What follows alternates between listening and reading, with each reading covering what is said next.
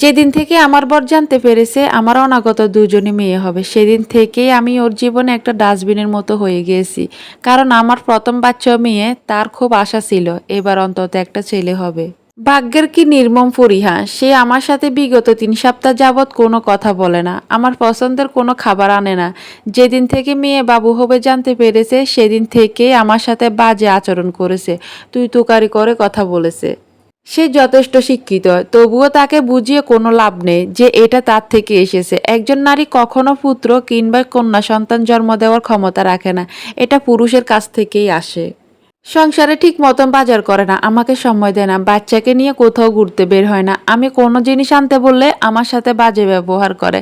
এক কথা সে পুরো চেঞ্জ। এইবার যখন বাবার বাড়িতে ছিলাম সে তখনই ডিসিশন নিয়েছিল আমাকে আর আনবে না ওখান থেকে, ডেলিভারি ওখানেই হবে।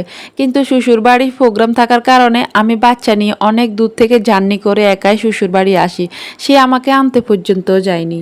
আমার শ্বশুর শাশুড়ির সম্মান বজায় রাখার জন্য আমি এখানে আসি, যেন কেউ না বলতে পারে যে এত বড় অনুষ্ঠান আমি সেখানে উপস্থিত নেই কেন। আজ ছোট একটা কারণে সে আমাকে বলে বসলো, তোকে কি আমি আসতে বলছি, তুই এখানে আসছিস কেন। আরও বেশি কষ্ট লেগেছে এটা দেখে যে সে আমাকে সারা জীবনই ডাক্তার দেখিয়ে ওষুধ খাইয়েছে, আজ দেখে সরকারি হাসপাতালে ওষুধ নিয়ে এসেছে। তার ধারণা আমার তো মেয়ে হবে। মেয়ের মায়ের কিসের এত যত্ন, কিসের এত দামি ওষুধ খাওয়ানো, তাই সে সরকারি হাসপাতালের ওষুধ এনে আমার সামনে ফেলে দিল। তখন থেকেই আমার বুকের ভিতর মোচড় দিয়ে উঠেছে বারবার। আমি নামাজে বসে একটা সূরাও পড়তে পারিনি, অজরে শুধু কেঁদে গেছি। এত অবহেলা আমি আর নিতে পারছি না। ওকে অনেক বুঝিয়েছি, কোনো লাভ নেই, আমাকে কোনো খরচ দে না, সংসারে কোনো জিনিস সে কিনতে চায় না, তেল মশলাগুলোও আনে না। অনেক বলার পর বাজে ব্যবহার করবে তখন আনবে। আমি যেন ওর জীবনে ফেলনা জিনিস হয়ে গেলাম। কত কিছু খাইতে ইচ্ছে হয়, একদিন বলেছিলাম, প্রচুর অপমানিত হয়েছি, এখন আর বলি না। আমার মনে হয় আমি কোথাও চলে যাই ওকে ছেড়ে। ছোট বাচ্চা মেয়ের মুখের দিকে তাকিয়ে আমি এখন পর্যন্ত জীবিত আছি।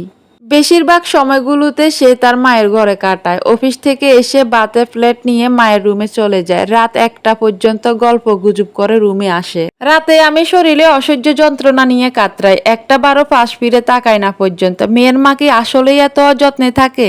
এটাই কি তাদের কপালে লেখা থাকে? এটা কি আমার প্রাপ্য ছিল? আমার হাত ছিল এখানে? আমি ওকে অনেক ওয়াজ শুনাইছি, সায়েন্স দিয়ে ব্যাখ্যা দিয়েছি, কোনো লাভ নেই। তার জীবনে আমার আবদার সব সে ভুলে গিয়েছে।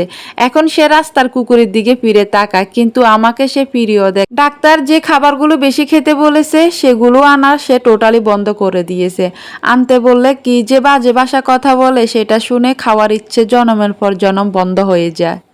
আচ্ছা, ছেলে সন্তান আল্লাহ দেন, তাহলে মেয়ে সন্তান কি আল্লাহর পক্ষ থেকে আসে না? নাম বলতে অনেক